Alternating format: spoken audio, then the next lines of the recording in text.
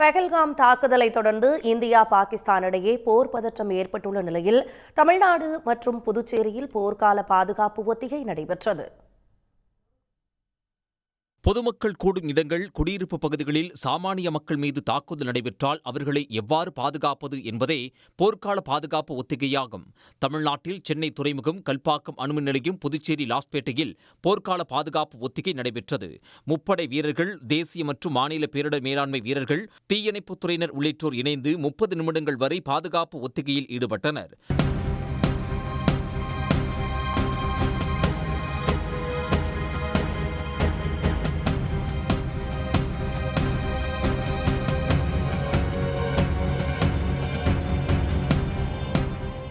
வான்வழி தாக்குதல் நடைபெறும் சூழலில் அபாய மணி எழுப்பி உயர்கட்டிடங்களில் உள்ள மக்களை பாதுகாப்பாக வெளியேற்றும் ஒத்திகை சென்னை துறைமுகத்தில் நடைபெற்றது. பாதுகாப்பான இடங்களில் பதுங்குவது, கட்டிடங்களில் தாக்குதல் நடைபெற்றால் உடனடியாக மின் இணைப்பை துண்டித்து வெளியேறுவது உள்ளிட்ட செயல்முறை விளக்கம் அளிக்கப்பட்டது.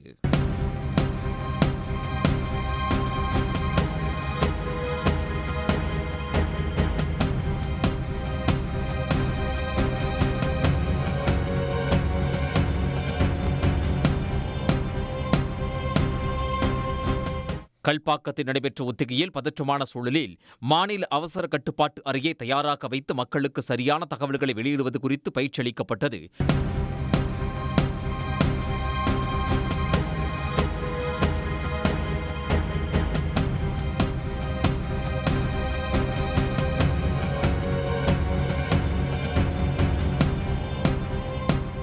தொழிற்சாலை இருக்கக்கூடிய அல்லது ஒரு தீ அணைப்பு, ஒரு பெரிய தீ உருவாகக்கூடிய ஒரு இடங்களில் நம்ம மக்கள் இருக்கும் பொழுது அந்த அண்டை பகுதியில் இருக்கிற மக்கள் எவ்வாறு பாதுகாப்பாக இருக்கணும், அதற்கடுத்து அந்த பாதுகாப்பாக இருக்கும் முதலாக நீங்கள் என்ன பண்ணணும்னா ஒவ்வொரு மக்களும் எவ்வளவு தொலைபேசி எண்களை வச்சுக்கணும், அந்த தொலைபேசி எண்கள் எந்தெந்த சமயத்தில் யாருக்கு தொலைபேசி தொடர்பு கொண்டு அந்த பணியை நம்ம என்ன பண்ணணும், எந்தவித உயிரிழப்பும் இல்லாமல் பாதுகாக்கணும் அப்படிங்கிறதுக்காக இந்த மாதிரி ஒரு யுக்திகள்லாம் பேசணும்.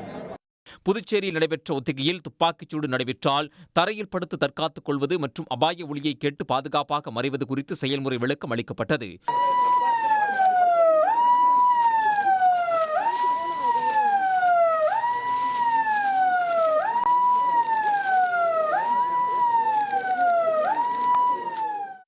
பாதுகாப்பு ஒத்திகையில் கல்லூரி மாணவர்கள், இளைஞர்கள் உட்பட ஏராளமானோர் ஆர்வத்துடன் பங்கேற்றனர். உடனுக்குடன் செய்திகளை தெரிந்து கொள்ள சன் நியூஸ் பெல் ஐகானை கிளிக் பண்ணுங்க.